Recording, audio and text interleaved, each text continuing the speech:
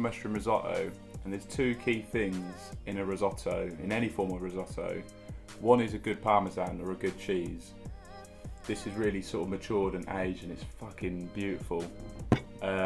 Two is the stock, a really good stock. Don't cheat on it, don't get really box standard powdered stocks, make it. This one's really simple, and I've also made it with these dried porcini mushrooms, which give a really good flavour. But the recipe for this I'll drop in the bottom section. It's really simple. Let's crack on.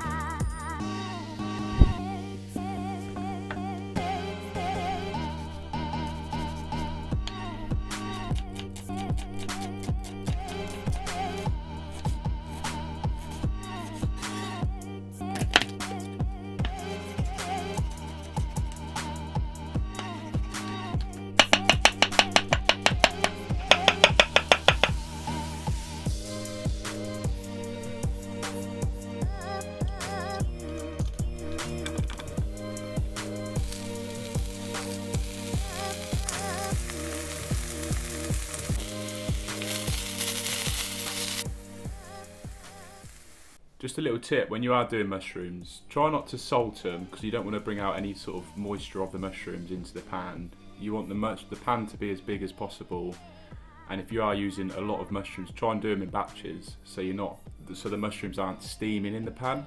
You don't want sweaty mushrooms, you want nice, crispy, caramelised mushrooms.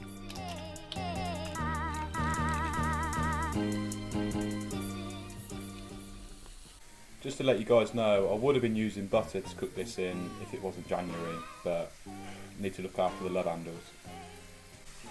Another thing with this stage of the risotto, try not to cook it too quick, because I know people get a little bit impatient when they're cooking onions and garlic and they have the temperature quite high.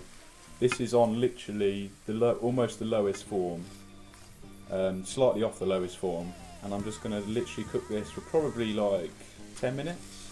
You don't want to be chewing on some crunchy bits of onion and garlic, you want it to be silky and smooth, and you want the onion and garlic just to basically perfume the risotto.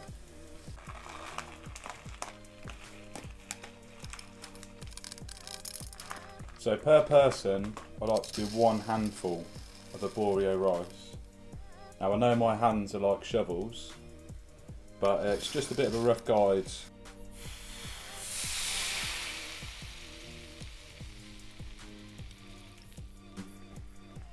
So what you want to happen is basically the rice, the more you stir it, the more it's going to release its glutens and starch, and then you see this liquid, it's going to become thicker because it's all the starch is going into that sort of stock and it's just making it sort of creamy.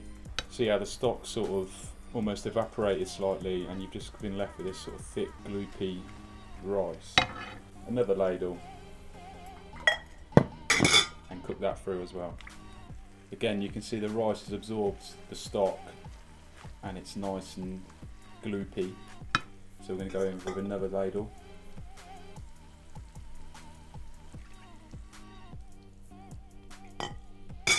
Just keep repeating this process.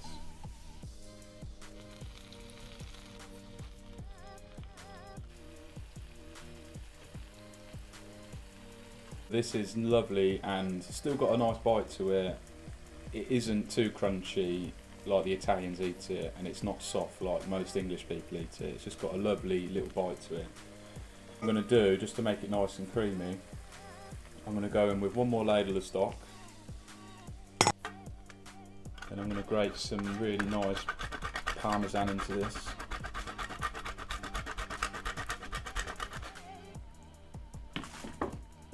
Then we're going to go in with our mushrooms from earlier. Some black pepper,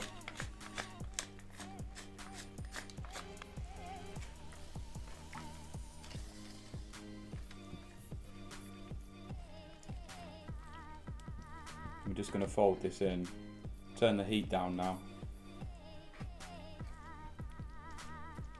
so we don't want a stodgy risotto, we want it quite loose and velvety. silky. I've just popped another bit of butter in just because I couldn't resist, and it's just going to enrichen the dish even more.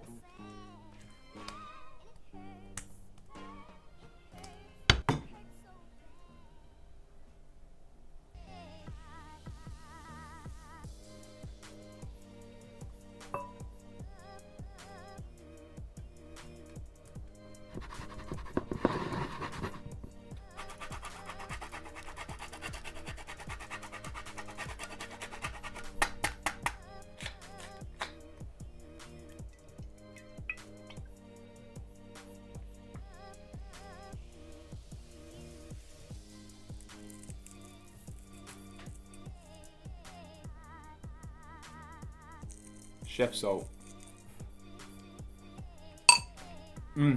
Try it. Just give us a quick like, subscribe, I would really appreciate that.